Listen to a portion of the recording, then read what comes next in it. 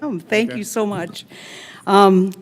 Thank you, and a very important topic. And as we look at narrower and narrower spending opportunities, more and more cuts, obviously eliminating duplication, making this work right is critical. An area that Senator Langford and I have been focused on has been federal hiring.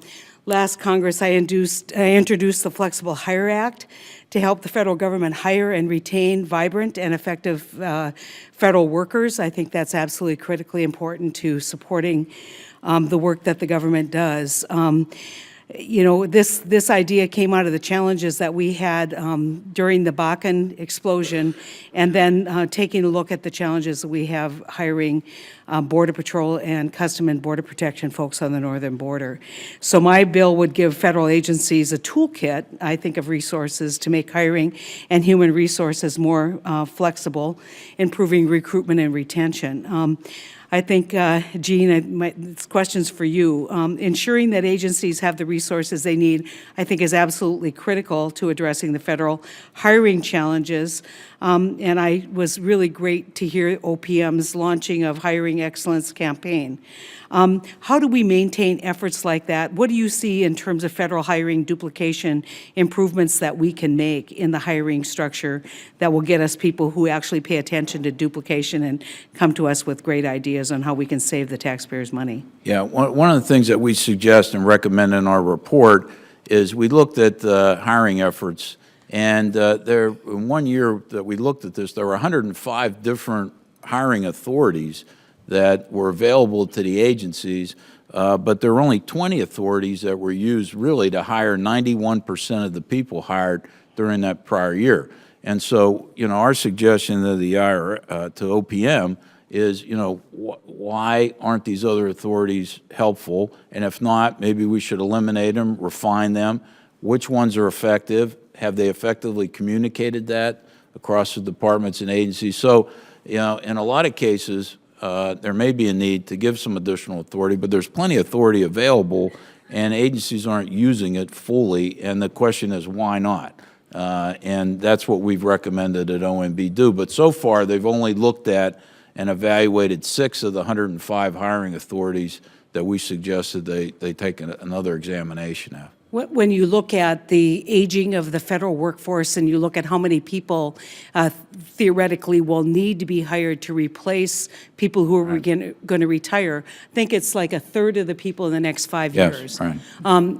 How do we improve that process, and how do we encourage you know, some autonomy on the part of the agencies, but still maintain an overall systematic approach? And how do we avoid duplication and slowdowns in federal hiring? Yeah. Well, one of the first things would be to go back to regularly appropriating the money on time before the fiscal year starts. So we have to do our job in order for them to do theirs? I hate to bring this up, but operating under a continuing resolution that's less than last year's money is effectively, you know. You know, the most amazing thing, Gene, is that we all agree with you, but somehow it doesn't happen. I know, but I'd start there. Okay. Okay.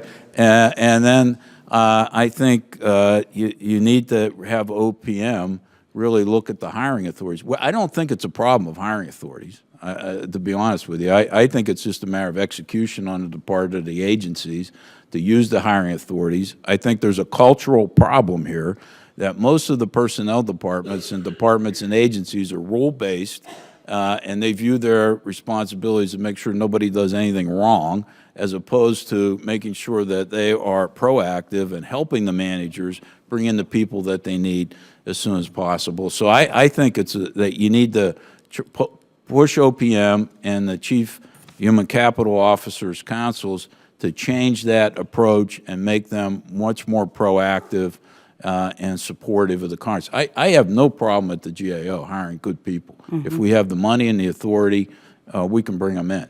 But I see other departments and agencies struggling with that process. OPM's not providing enough leadership in this area.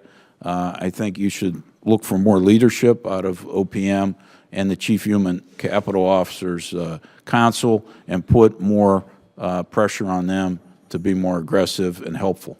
Well, I know that you know this is a major focus of our subcommittee this year, and so I just want to close by thanking you and all of you for your service, but especially you and your team. Jean, you guys, if only we'd listened to you, I think we'd be better at what we do. So thank you so much for the great work that GAO does and that you do personally. Thank you.